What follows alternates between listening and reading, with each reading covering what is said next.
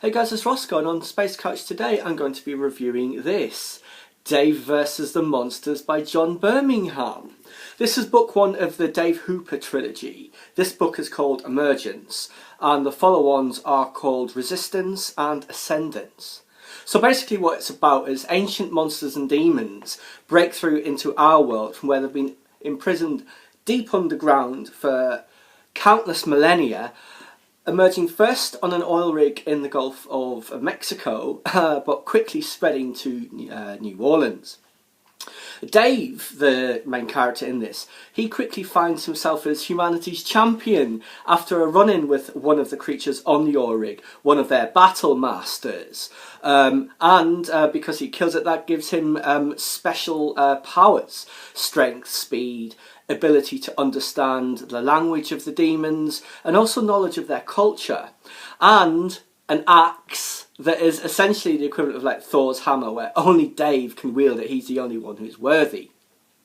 It's good fun, you know. I thoroughly enjoyed it, and it just shows how useless the military and governments would be in the event of what is essentially a demon invasion. These demons, they see us as food animals, you know, just to prey on cattle. You know, even though their memories of us are from tens of thousands of years ago, before we developed any kind of technology, civilization or culture.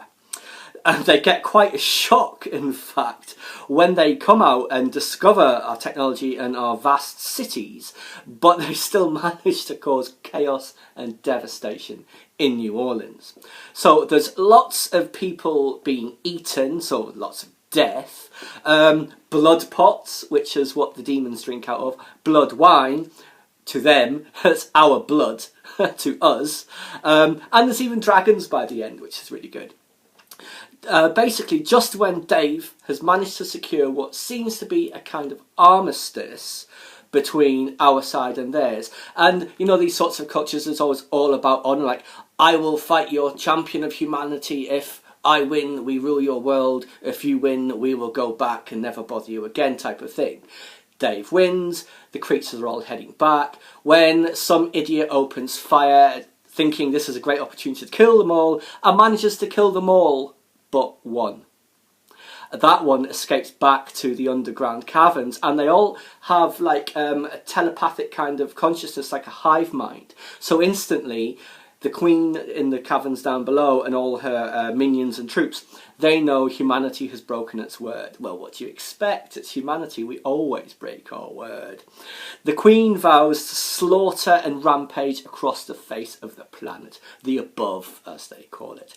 And that's essentially where the first book ends. The actual last scene, it's a dragon manages to make its way from down below into our world, and it sees what it thinks is a lesser dragon. It's actually Air Force 2, and it tries to mate with it. So it lands on the back of it like this, you know, rakes down the fuselage, and said, "What is this? This is not a dragon." That's very funny. Bad for the Vice President, obviously. Now, these books, they're written by the same guy who did that After America series, you know, where the United States is essentially almost totally destroyed by this wave of green energy, just as the second Gulf War is about to start. I haven't read them. I've read parts of several of them. It's quite an interesting series.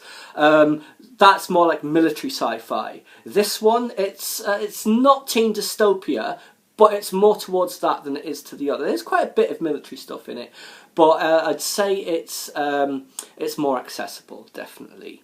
Still, like I said, a very easy, enjoyable read, and I shall be picking up the sequels in due course. As always, guys, please subscribe to my channel if you enjoyed my review of Dave vs. the Monsters. Leave a comment or a suggestion for a book you'd like to see review, or hit that big